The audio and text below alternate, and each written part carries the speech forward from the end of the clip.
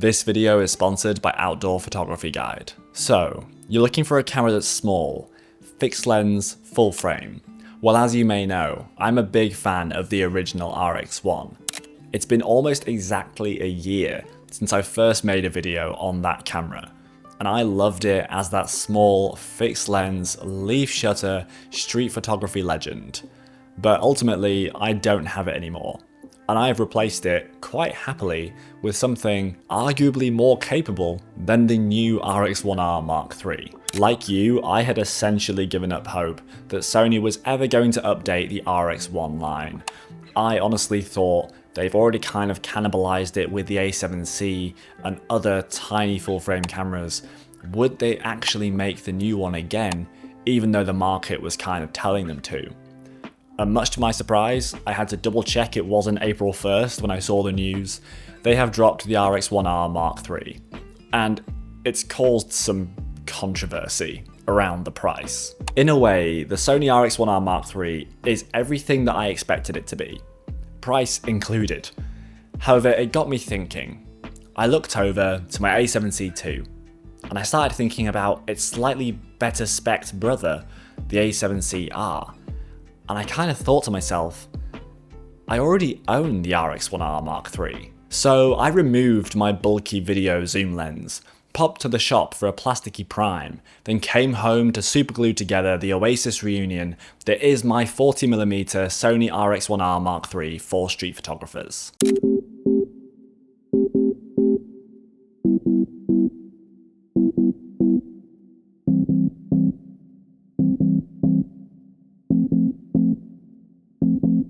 Wait.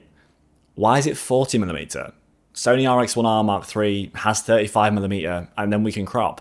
Why would you want a 40mm version of this? Well, I was a little bit inspired by the Leica Q3 4.3 and the Ricoh GRIIX to have a 40mm version of a compact street photography camera with a full frame sensor. And when it came to choosing a 40mm lens for my A7C II, I went for the naughty 40, not the nifty 50. This is much plasticier and 10mm shorter in focal length. I even shot with this lens sometime last year around the time it was released, and I shot a handful of images in Manchester that I was really happy with. And considering I've actually owned the Sony 40mm G2.5, this Viltrox version of this lens is actually the majority of the quality of the Sony for like 1/4 of the money. So in terms of law of diminishing return, the Viltrox is gonna win in that department. And if this is your first time here and you want to learn more about street photography, don't forget to hit the subscribe button. We're currently on the road to 70,000 subscribers, so it'd be great to have you along to learn more about street photography. Sure, this Viltrox 40mm f2.5 for Sony E-mount is not the Zeiss 35mm f2 of the RX1, but not many lenses are. And it doesn't have the build quality or visual aesthetic of the Sony 40mm G version, but when it comes to creating a lightweight, easy to carry, great value street photography setup for a 40mm full frame compact camera, it's kind of hard to go wrong with this lens. Before we get into the images and street photography usability of this setup, I first want to tell you about the sponsor of this video, Outdoor Photography Guide. Outdoor Photography Guide is an online resource for outdoor photography. Whether you're interested in improving your landscape composition, capturing wildlife, or learning about astrophotography, they have everything you need. I've been enjoying their lessons on long exposure photography, which have been really helpful for creating my slow shutter street photos in this video. They regularly add new videos offering new content, and their instructors are all skilled photographers who guide you through each technique with clear step-by-step demonstrations, sharing their tips and strategies. You can also connect with a community of photographers to ask questions, share your work, and find inspiration. As a member, you'll also get access to live events, where you can interact with the instructors and community. The first 1,000 of my subscribers to click the link in the video description will get a full year of premium membership to Outdoor Photography Guide for only $1.49. This is a great offer, so follow that link if you don't want to miss out. I don't want to discount the appeal of the Sony RX1R Mark III. Much like the Leica Q cameras or the Fuji X100 line, there is something special about having a compact, fixed lens, leaf shutter camera for street photography.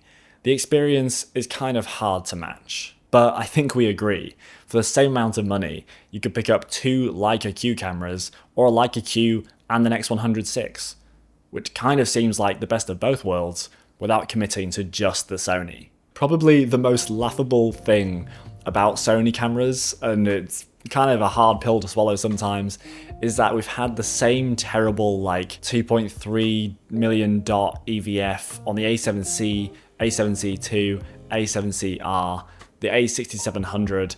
Anything that has the little rangefinder EVF always has this really low resolution and low magnification. So for about $5 grand, you're getting the same terrible EVF that you can buy on the original A7C used. We're talking quite a bad value proposition in the ergonomics department. And not only that, they did take away the articulating screen, like the tilting screen of the RX1R Mark II. Whereas if you went with like an A7C camera, you have the fully articulating screen that is great for video, kind of okay for photography, but you know, it gives you more options for less money. And not to mention IBIS. Although I never really missed IBIS in the RX1. I never felt compelled to shoot video on that camera, but I guess with crop modes and things like that, it could have been a fun thing to have. It does have the E active stabilization, I'm guessing, similar to the A7C II and like modern Sony full frame cameras. But if you're looking for something that has IBIS for running around and shooting video, the RX1R Mark III shouldn't even be what you're looking at in the first place.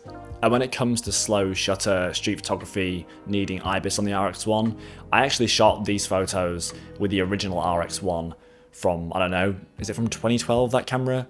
And it did perfectly fine as long as you just don't move like crazy. And of course, if you like the colors you're seeing in these images, you can pick up my Kodak film stock presets, my Fujifilm film stock presets, or my naturally filmic presets.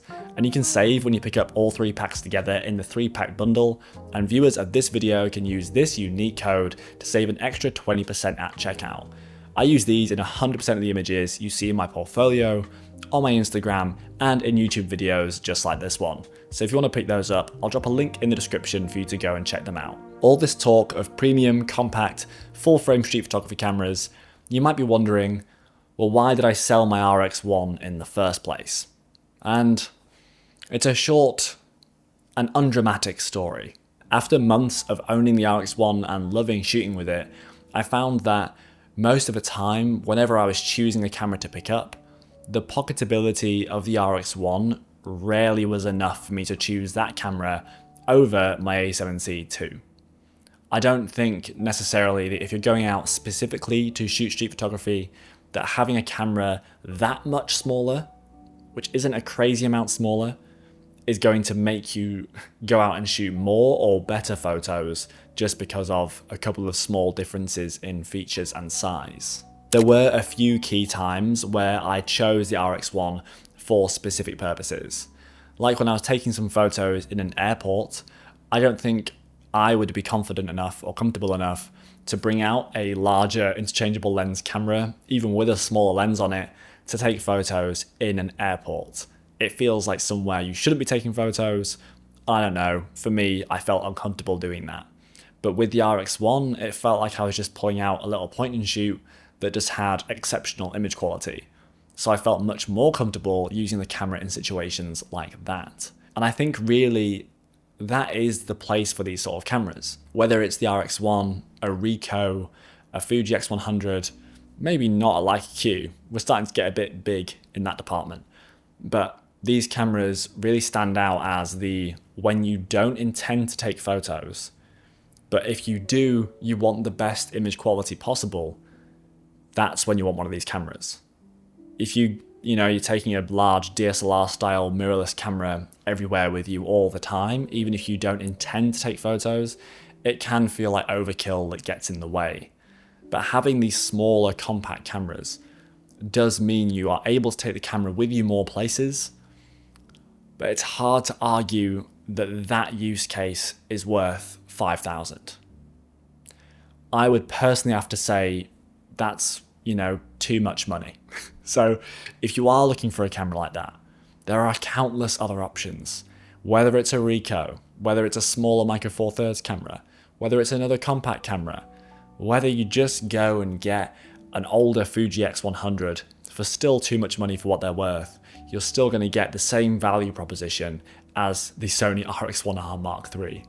But at the end of the day, I think the people who are going to buy this camera, the first people who buy it new, are either going to be people making videos about it, or people who don't really know what makes a good camera.